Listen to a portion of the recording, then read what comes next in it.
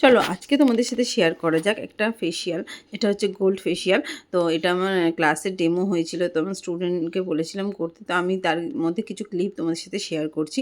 তো প্রথম স্টেপটাদের নেওয়া হয়নি, প্রথম স্টেপটা ক্লিনজিংটা নেওয়া হয়নি। তো ক্লিনজিংটা এখানে হচ্ছে, তোমরা কিন্তু সব কিছু 5 মিনিট ধরেই করবে, সব কিছু নয়। দেন ক্লিনজিং আর স্ক্রাবার এই দুটো কিন্তু 5 মিনিট করেই করবে। তারপরে কিন্তু দেখো স্ক্রাব ইউজ করা হচ্ছে। স্ক্রাবের পার্টিকেলসগুলো যেহেতু খুব বড় বড় থাকে, ওই জন্য চোখের এরিয়ায় আমাদের না দেওয়াটাই ভালো। কিন্তু চোখে যদি চলে যায় সেই পার্টিকেলস, তাহলে কিন্তু চোখের শিরা কেটে যেতে পারে। তো ওই জন্য আমি সব স্টুডেন্টদেরই বলি তোমরা চোখের এরিয়াটা বাদ দিয়ে স্ক্রাবারটা ইউজ করবে। দেন তারপরে হচ্ছে মাসাজ ক্রিম, যেটা ছাড়া একদমই সম্ভব নয় ফেসিয়াল। তো মাসাজ ক্রিমটা এমন একটা ক্রিম যেটাতে আমাদের ব্লাড সার্কুলেশন হয়, আমাদের স্কিনকে টান টান করতে সাহায্য করে, স্কিন গ্লোয়িং হয়। তবে মাসাজটা যেন প্রপার হয়, ঠিক আছে? তবেই কিন্তু স্কিনটা এই জিনিসগুলো হবে, না হলে কিন্তু হবে না। তো দেখো নোসের স্ট্রোক, যা স্ট্রোকস আছে টুকটাক সেগুলোও দিয়ে নিচ্ছে। তারপর হচ্ছে মাসাজ জেল। তো মাসাজ জেলটা ভুলেও তোমরা কেউ প্যাক বা পিল অফ মার্ক হিসাবে কেউ ভাববে না। কিন্তু কেন বলো তো?